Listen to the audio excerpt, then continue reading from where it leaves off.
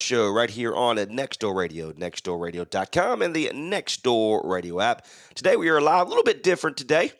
Brandon White, who joins me every single Wednesday beginning at 1 p.m. We are live by way of our social media outlets as I am on site remotely. And of course, you are as well. But good afternoon, Mr. Brandon. How are you, sir? I'm doing good, Trey. I hope you are. I am doing fantastic as well. There has some kind of are kicking off our conversation here this afternoon. Coaching changes paid off in a big way for several NFL teams this season, from impressive turnarounds for Jacksonville and the New York Giants to big boosts for Minnesota and Miami. A record-setting 5 of the 10 teams that hired new coaches for the 2022 season made the playoffs. Now, on the other side of things, there's also some teams, the other 5, that didn't do so well whatsoever. One of those teams, of course, is Chicago, who has the number 1 overall pick. The McDaniels from Las Vegas went a 10-win team and made it into a 6-win team. I think we predicted that before the beginning of the season. The Broncos made their hire, but they just fired the earliest besides Jacksonville, let their coach go in only 9 games. So there you go there. So there are some headlines with Lovie Smith being fired, with Kingsbury, who just signed a 4-year extension. He was let go on January 9th, just a couple of days ago. Hackett is no longer there. There's been some coaching updates here locally. For example, just kind of go over real quick of all the NFL coaching firings back. We'll start it off with Mr. Matt Rule back on October 10th for the Carolina Panthers. Now looking for their next head coach after we don't know what's going to happen there with Mr. Coach Wilkes. The Colts, with their interim coach, Jeff Saturday, they fired Frank Rich back on November 7th. Once again, an interim coach. We don't know what they're going to do. Just the coaching side, the Broncos coach, Nathaniel Hackett, like we talked about, December 26th. Lovie Smith was just fired on the 8th of January from the Texans after a 2-win season. A 3-win season. Excuse me. And then excuse me. And of course, Clint Barrett was fired on the 9th after a 28-37-1 in 4 seasons. So, with all that said, there's a lot going on, my friend. Yes, there is, and I think it just really shows that you have to be careful with the choices you make. And picking a head coach, that's a hard job for any GM in the NFL or any team owner for that matter. Frankly, the Matt Rule firing that should have happened over the last off season. Right. It didn't happen. Frank Reich, I think that was one of the more interesting ones because Reich's tenure with the Colts actually really wasn't that bad up until this year, and it just seemed like everything fell apart. Yeah. Don't really know if that was entirely his fault or just the team that was just put together not performing the way it was supposed to. But he is gone. Kingsbury is gone, like I thought he would be at the end of this year. Hackett, that just spectacularly fell apart for the Broncos, and then of course Lovie Smith being fired from Houston Texans, so now they'll be on their 4th different coach in 4 years or something like that. That's right. I don't know. It's unbelievable. So it's hard to believe because a lot of these names that we just mentioned, we knew Lovie Smith, what kind of coach he was. He just defeated Chicago from while he's with Texans, and one of the quotes he did after he said that was probably one of my biggest wins for Chicago in my career. So there's that. He knew he was gone. You're exactly right. So you have Matt Rule, you have Frank Rich, you have the Titans general manager, of course, John Robinson was fired, Hackett, Lovie Smith, Kingsbury. There's just a lot of turnover, and you do, like you mentioned, you have to be able to pick, really, as a GM, your sole job not only is to start building some pieces and put pieces together, but to hire a good coach. A lot of times we see, let's be honest, Hackett didn't look like an NFL coach. And that sounds terrible, but going into it, we all thought that was a bad hire. So Mhm. I just don't. Where do some of these teams go? We don't know. Where do they go? Well, thankfully, there are a lot of great coaching candidates out there right now. We talked about D'Amico Ryans, the San Francisco 49ers defensive coordinator. The Eagles offensive coordinator, Scott Steichen, I believe is how you say his name. He's an option. The defensive coordinator, Jonathan Gannon's an option. Ben Johnson, the Detroit Lions offensive coordinator, like he's thrown his hat into the ring and really impressed a lot of people with how the Lions turned their season around in the middle of the year and almost made the playoffs. So obviously he's a good candidate. There are options out there for all these teams, including the Carolina Panthers. Trey. I mean, we can go with Steve Wilkes, or we can go with a variety of options that includes everybody I just mentioned, plus things like Jim Caldwell and Ken Dorsey. There are plenty of great choices, but I mean, making the right one, it's easier said than done. Well, yeah, and that's also the easy thing to say. Hey, let's just go ahead and hire the best coach. Well, a lot of times we also thought at the time we didn't know if Matt Rule was going to be a great coach. He had the resume there at Baylor, brought his team back, took him a couple years to get it going. After a first couple wins last year, we thought maybe we're starting to kind of get things rolling, and then that kind of changed in a heartbeat once everything kind of started to unfold of how much of a terrible coach he was. So, and we're going to stick with the Panthers here because, of course, we are both, Carolina Panthers fan or fan boy situations coming out here, but we know that. But look at it Oh as yeah, what Coach Wilkes has done. Again, he has gone 6-6 as the head coach or the interim head coach with the Carolina Panthers. The locker room absolutely loves what they have gotten out of Wilkes. It looks like the owner of the Carolina Panthers is not sold on that situation. Look, we have the roster to be better than a 6-6 program since URB here. Maybe, maybe not. But it's a hard situation to say, you know what? If you hire a different coach, especially now that your team is actually bowed in to a head coach, I think it's setting a bad precedent for what you want your team to be. With all these leaders, veteran, I mean, you have young guys as well, but you do have some veteran leadership that potentially you might lose if you don't rehire Wilkes. And of course, all this, I do think Wilkes will return as the NFL coach for the Carolina Panthers. I do feel that he will return. But a lot of times you have to be able to do your due diligence, just like the rule says now.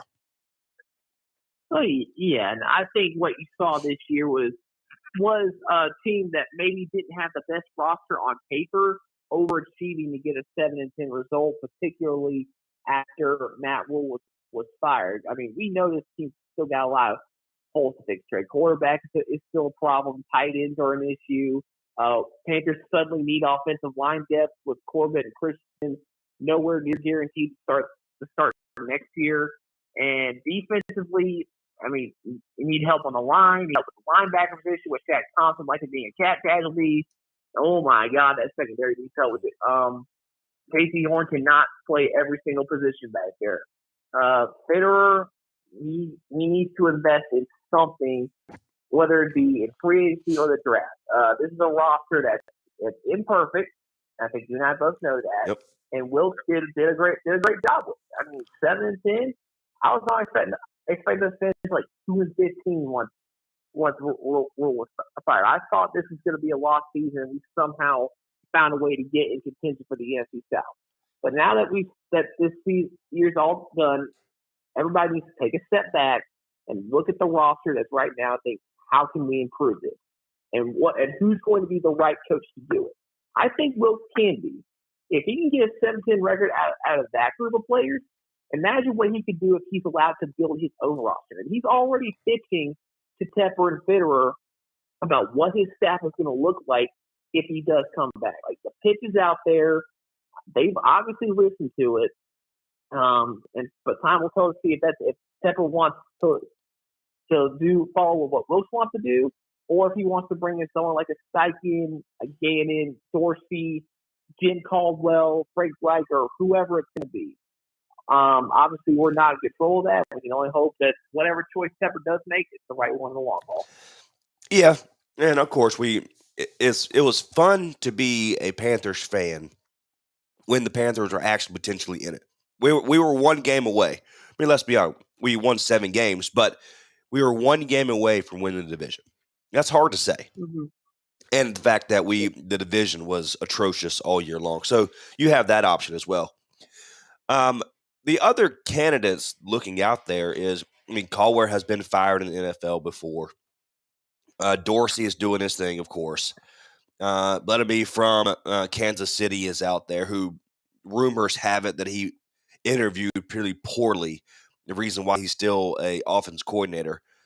So we just don't know what the situation is. As a fan, I would love to see Wilkes to give him 3 years, get his quarterback of the future in this coming up draft.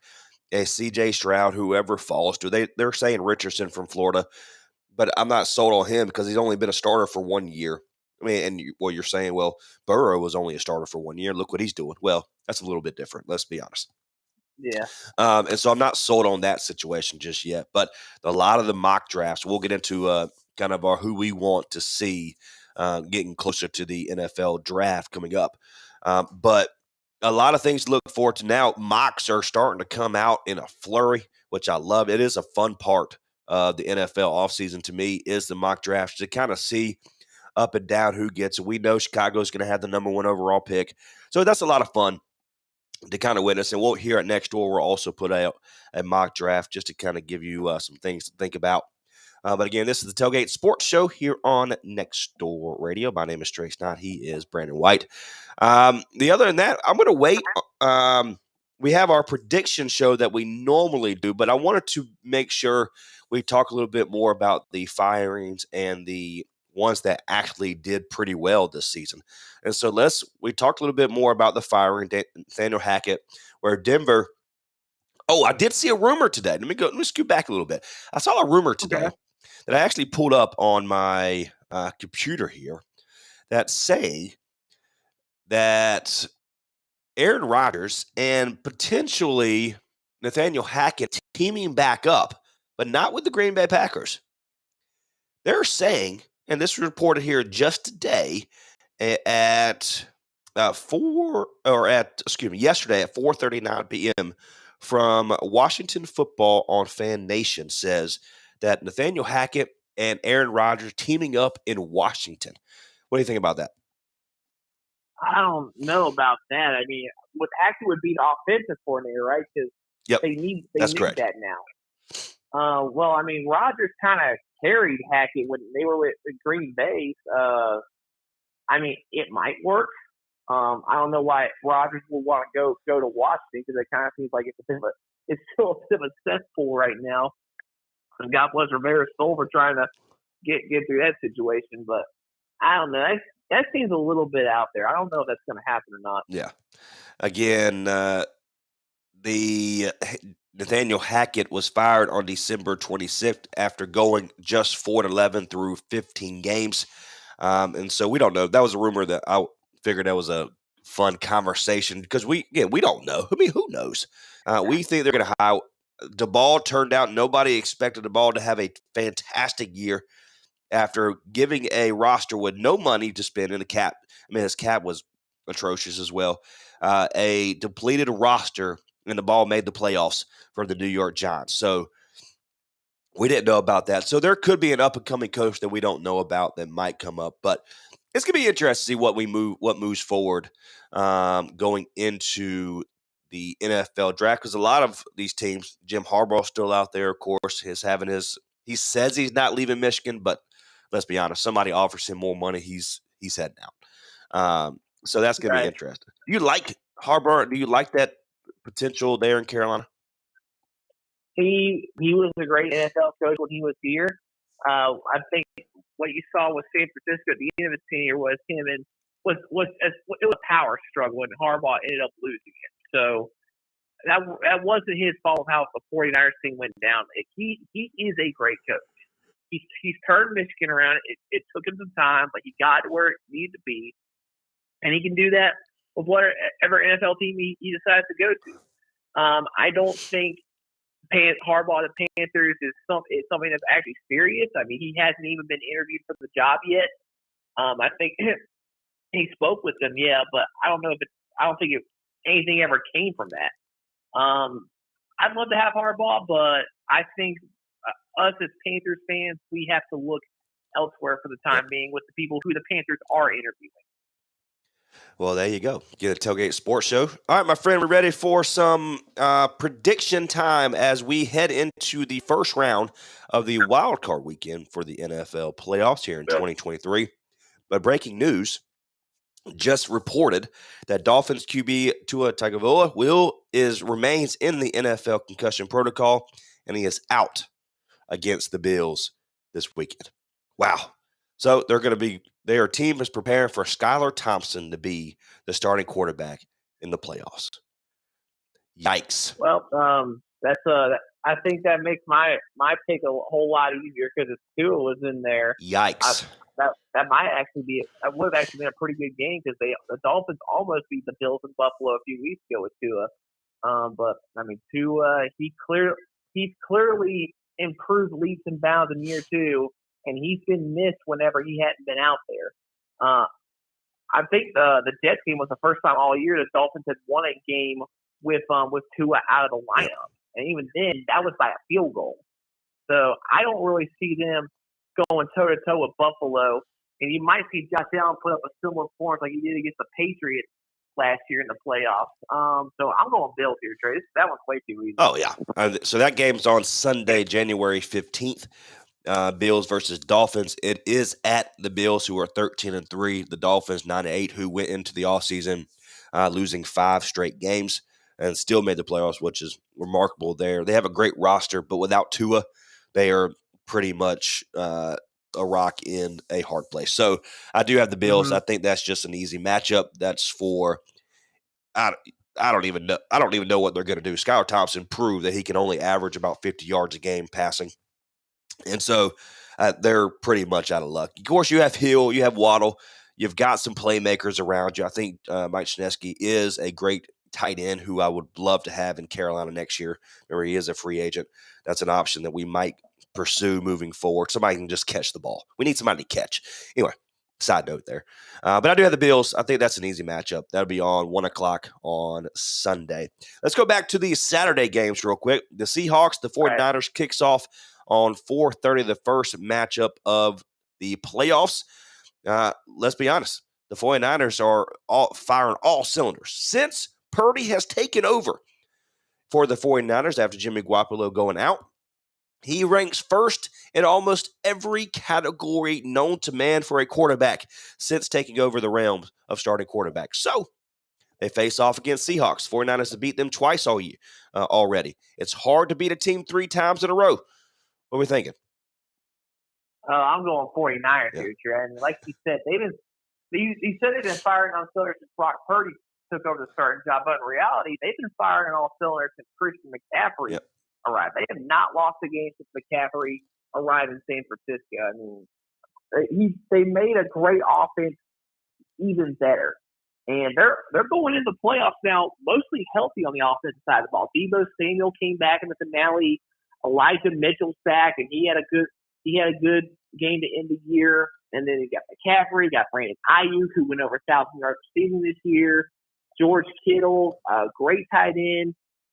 Brock Purdy, who has been a surprising revelation quarterback this year, has clearly adjusted to Shanahan's system and may have even improved upon it. I guess time will tell to see if he's able to sustain that momentum, but I'd like what I've seen out of Brock Purdy. But that the defense the 49ers have is something else. And guys like Nick Bosa, Fred Warner, and so many others causing problems for opposing teams. Seahawks got their work cut out for him, Trey. I'm going 49ers here. Yeah, Geno Smith who played the first, 9 or so games at an MVP caliber playmaking. Yeah. But really fell apart the last couple weeks of the regular season. The Seahawks also come back down to earth. Exactly. And I think it started there with Carolina. I mean, let's be honest. So I think this is going to be an easy matchup. I do think they're going to play a little bit safer here because they want to make sure they're healthy moving forward. But I do like the 49ers here. I think Purdy is well used to the system by now. Of course, he's been there. Last pick of the NFL draft just a year ago, but he knows the system. The coaching staff and his players, they love him, and so they trust him. And so you don't need him to go out and throw 300 passing yards, 400 passing yards, even a couple touchdowns. You just don't need him to turn over the ball. Yeah. Hand the ball off, call it a day. We'll think back to the 49ers Super Bowl run in 2019. You remember Jimmy Garoppolo wasn't throwing the ball a whole lot, too. They were relying on everybody else in that offense to do the dirty work, and it worked. And up until they lost the Super Bowl, the same thing last year, too. It worked until they lost the Rams to the NFC Championship. So that's a system where the quarterback is not the focal point. Everybody's the focal point. And we're seeing that again this year.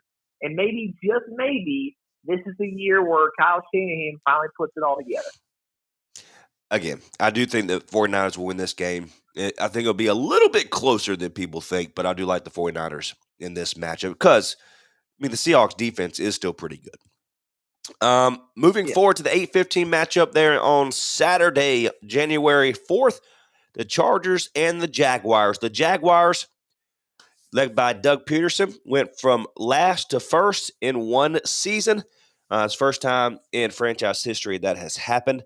The Jaguars won their division and will be hosting the Chargers. This is going to be a fantastic game. Two young quarterbacks, two great quarterbacks, one great coach in Doug Peterson. The other one I don't like at all in Staley. But what are you thinking?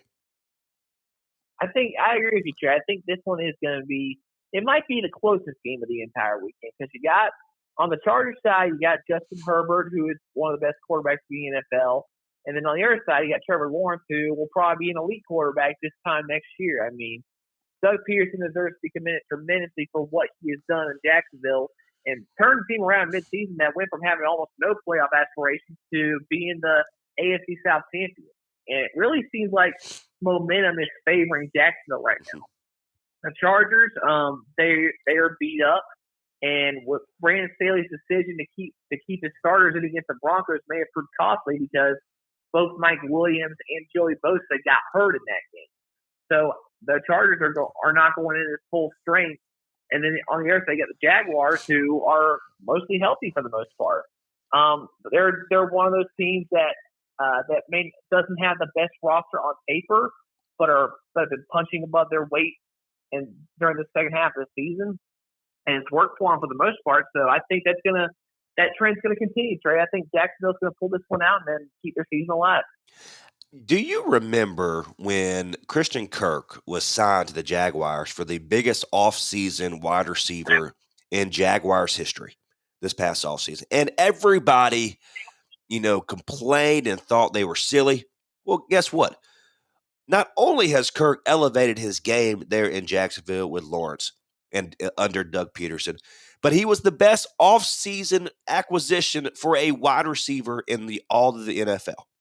Now, my going over to the Chargers, come on, I'm gonna talk to Staley like I'm talking to my 5-year-old son. What are you doing, bro? What are you doing? You already got it locked up. You're into the 5 seed. You don't have to play your starters. I know you can't play. You can't sit everybody because your roster's not that deep. But then you lost a big weapon in Mike Williams. Who I think he's going to play on Saturday. Like the recent reports suggest that the injury's bad, but he can play through it. Yeah. So they may have dodged a bullet there. Well, we'll see. But my situation, I said, what are you doing, Coach? And I've never been a fan because he hasn't done what he needed to do. Finally, he made it to the playoffs. His seat is now on the freezing zone, and so he's not there. They're going to fire him obviously, like I expected them to, especially if they miss the playoffs. But now a whole nother situation about not doing what you're supposed to do and keeping your players safe. Get out of here, bro. Just for that, I don't like Staley. I'm going with the Jaguars. I do think they're a better team at playing better football right now. And the way that Travis Etienne is playing, Trevor Lawrence, Christian Kirk, this team is firing on all centers. I love it. And I do like the Jaguars in this matchup because you love it. You love a great underdog. They are a better team, in my opinion, over the Chargers, and that's the fact. Better coach. I think the the running back is better there in Jacksonville. And right now, if Mike Williams can't play, the Jaguars' offense is a much better team. So I like the Jaguars in this game as well. It'll be a fun one. Sunday. Go ahead. I'll disagree with you on Christian Kirk being the best wide receiver acquisition of the offseason when you consider the Eagles traded for AJ Brown and he's been playing at all full caliber this year. But Christian Kirk went over 1,000 yards for the first time in his career. So I mean, he may have gotten overpaid slightly, but he's a 1,000-yard receiver and one of a key aspect of that offense. So that I have my issues with Trent Baalke as a GM, but I think that was a pretty good move on his part. Well, but nobody wanted to go. Now they're wanting to go be with Doug Peterson. Look what he did with this program. This is a team that players now want to go and be a part of. That's what a great coach does. That's what a coach does. And the fact the line. Exactly. Oh, man, look, I will play under Dan Campbell right now. I mean, I don't have my speed no more, but I will play with everything I possibly have with him right now. I'll gladly be the second string punter for the Lions. That's right, all day, baby, all day. Again, this Tailgate Sports Show here on Next Already, doing our prediction show. These are almost done, my friend. First playoff game this weekend, the 14th on Saturday. But we already talked about the Bills and the Dolphins. Both of us have the Bills. The fact that Tua is not playing out with a concussion protocol, the Dolphins don't have a chance, let's be honest, because Skylar Thompson can't throw over at least 100 yards against a Bills team that is playing good football. They're not playing to their caliber of a football. Yes, they're 13-3, but a lot of those games are won close. So, but that should be an easy game. Moving forward, this is probably my favorite game of the whole first round. The Vikings and the Giants. The Giants are playing better football at 9-7-1 rather than the Vikings, who are 13-4. Yes, I love me some Kurt, but I love the fact what the Giants are doing right now. Yeah, I mean, another example of a team punched above their weight. I mean, the Giants, they only have like a handful of great players on that roster, like it's Saquon Barkley, Dexter Lawrence, and Andrew Thomas on the offensive line. And I'll lend some credit to Daniel Jones. He looks like an NFL quarterback now. Maybe he's still mid-tier in my eyes, but he took a big step forward this year, and he deserves to be committed. And maybe he is going to be like a Kirk Cousins type quarterback in the future for that team. And if so, good for them. I mean, Kirk Cousins is a definition of a good quarterback. I mean, there's definitely QBs out there better than he is, and he's having a pretty solid season. Well, with that being said, while I think the Vikings are the better team, they have a tendency to just self-destruct it like at random times. I mean, they did that in the Cowboys and the Packers game. I mean, that's an anomaly. They almost did against the Colts until they pulled off that amazing comeback. So this is a little bit of a hard game to predict because you would think the Vikings would get out of this on top. I mean, they've had a great year. They've completely turned themselves around with Kevin O'Connell, their head coach. But you just don't really know what they're going to do. And the Giants, they're going to fight hard every single down. So I want to pick the Vikings, but my gut's telling me the Giants are going to pull off the upset here. So I'm going with the Giants. Like I said last couple weeks for the Vikings, the problem with the Vikings is they've been on such a high for so long. It's so hard to stay there. They got their butt kicked the following week. Now, in this game, they are the better team in Minnesota over the Giants because you're playing with some guys that shouldn't really be, a lot of them shouldn't even be on an NFL team. You don't have a wide receiver group that would even be on practice squads on a lot of these players' teams. So Daniel Jones is playing great football right now. I love the ball. He has his team playing more than capable of what they are able to do. I'm going with the Vikings in this situation because they are the better team and they're more experienced. I like the Vikings. I want the Giants to win, even though I'm a big fan of Kirk. I want the Giants to win, but in this predicament, I have the Vikings winning because they are the better team. Justin Jefferson is one of the best wide receivers in the NFL for the seems like the last 100 years. And so I like the Vikings in this game. Look for Kirk and Jefferson to really stand out in a big way in the first round here. And to think if the Eagles and 49ers weren't in the NFC, the Vikings would really have a legit shot at the NFC Championship and making the Super Bowl. But you got to worry about them. And you also have to worry about themselves and, just pray they don't have a game like they did against the Packers or the Cowboys. That's right. I mean, that's the reason why I took the Giants here, because the Vikings, despite their record and the roster they have, they're just way too unpredictable. That's right. Nope, I agree. That's gonna be a fun game. I'm excited. 4:30 on Sunday, January 15th. I'll be on the road driving. I'll be able to listen to that all day long. I love it. The last matchup on Sunday in the Wild Card Series, 8:15, NBC Peacock, the Ravens and the Bengals.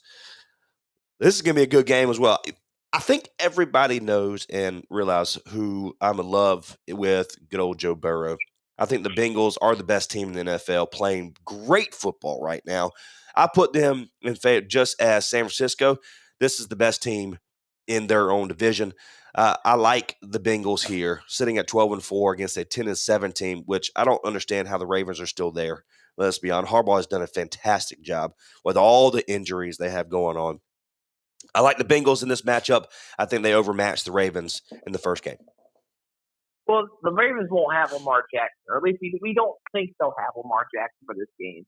I mean, since he's gone down, the Ravens, they've kind of fallen apart offensively because, frankly, Lamar Jackson was the offense for them for a long time. Defensively, they've made some improvements, especially since they brought in Roquan Smith before the trade deadline. They've already given him a big fancy extension, so clearly he's going to be a centerpiece for them on that side of the field. But the Bengals are mad, Trey. Like, they feel like they got a raw deal from the NFL over playoff seeding and home field advantage. Yep. And, to be fair, that's just an unfortunate situation, and somebody was going to get mad regardless. But the Bengals, I could see that when they were playing the Ravens this past weekend.